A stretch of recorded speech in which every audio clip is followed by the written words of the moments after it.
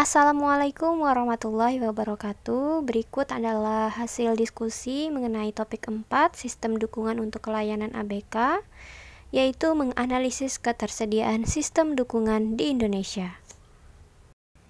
Kami dari kelompok 3 yang beranggotakan Anhar Firdaus, Ayu Faradita, Dea Nur Silvia, Rinawati, dan Sapnah Wardini.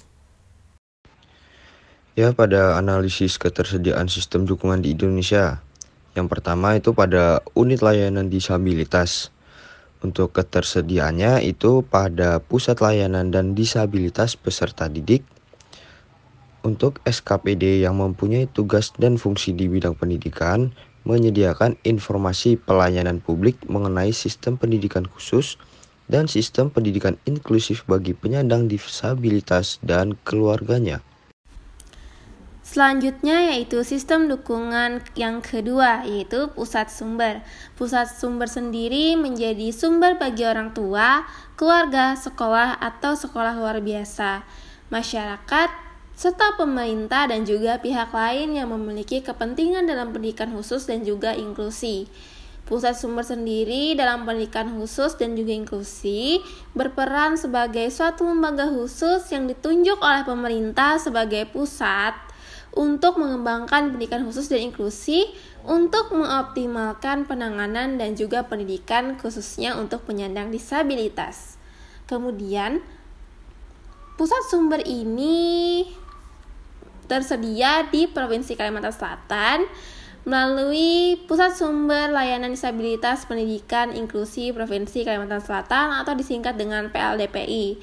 PLDPI sendiri mempunyai tugas dan juga wewenang yang lebih besar daripada Pusat Layanan Autis atau disebut juga dengan PLA, karena bukan hanya memberikan layanan pada anak-anak penyandang disabilitas autis, tetapi juga lebih besar lingkupnya, yaitu melayani anak-anak berkebutuhan khusus lainnya dalam menuju pendidikan inklusi yang sesuai dengan kebutuhan mereka. Selanjutnya, sistem dukungan yang ketiga yaitu sekolah khusus atau luar biasa. Ketersediaannya yaitu SLBN Kota Banjarbaru, SLBC Banjarbaru, dan SLBN 2 Martapura. Sekolah ini memberikan pengajaran bagi siswa berkebutuhan khusus untuk mendapatkan keterampilan dan kemampuan dasar agar dapat mengikuti kurikulum pendidikan di sekolah umum. Sekolah ini memiliki staf pengajar guru yang kompeten dalam mendidik siswa dengan strategi yang disesuaikan berdasarkan peserta didik. Kemudian juga tersedia berbagai fasilitas sekolah seperti ruang kelas yang nyaman. Selanjutnya yang keempat, dunia usaha dan dunia industri. Ketersediaannya ASN yaitu PNS dan P3K. Secara umum, dunia usaha berkaitan dengan berbagai macam usaha yang melibatkan fungsi sosial dan ekonomi, sedangkan dunia industri berkaitan dengan produk suatu bahan atau benda. Bentuk dunia usaha dan industri seperti pemerintah daerah Kabupaten Banjar membuka lowongan jabatan ASN pada seleksi CPNS tahun anggaran 2018, 2019, dan 2021 dengan beberapa jabatan teknis maupun fungsional yang diantaranya khusus untuk disabilitas.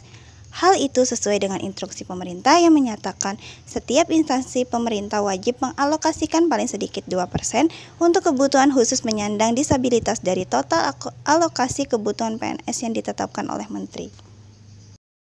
Selanjutnya, sistem dukungan yang kelima yaitu organisasi masyarakat sipil, di mana ketersediaannya yaitu DPD Himpunan Wanita Disabilitas Indonesia Provinsi Kalimantan Selatan yang beralamatkan di Jalan Kuin Selatan nomor 60. Nah, himpunan ini memiliki visi menghimpun, mempersatukan, dan memberdayakan para perempuan bagi penyandang disabilitas di seluruh Indonesia, yang bertujuan untuk bersama-sama memperjuangkan hak-hak dan perlindungan perempuan penyandang disabilitas.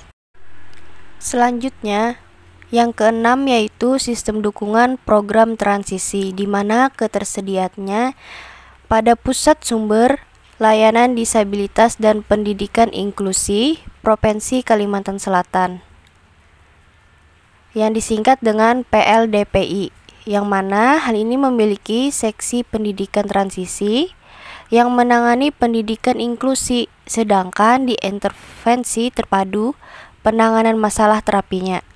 Program terapi yang dilaksanakan yaitu pada 4. Yang pertama, terapi okupasi, wicara, perilaku, dan sensori integrasi. Terapi okupasi ini adalah bentuk layanan kesehatan kepada masyarakat yang mengalami gangguan fisik atau mental. Nah, untuk menggunakan latihan atau aktivitas mengerjakan sasaran yang terseleksi untuk meningkatkan kemandirian individu pada area aktivitas kehidupan sehari-hari mereka. Kemudian pada terapi wicara, itu dilakukan prosedur terapi atau pengobatan yang dimana berfokusnya untuk mengatasi gangguan bicara pada disabilitas. Kemudian pada terapi perilaku, itu menggunakan suatu teknik terapi yang bertujuan untuk menghilangkan perilaku yang tidak dapat diterima secara sosial, sehingga dibangun kembali perilaku baru yang secara sosial bermanfaat dan dapat diterima. Dan yang terakhir yaitu terapi sensori integrasi, di mana penanganan ini dilakukan dengan melakukan pemeriksaan karakteristik dan keunikan yang dimiliki dengan masalah yang dihadapi oleh penyandang disabilitas. Demikian hasil diskusi dari kelompok kami mengenai ketersediaan sistem dukungan di Indonesia. Saya akhiri, wassalamualaikum warahmatullahi wabarakatuh.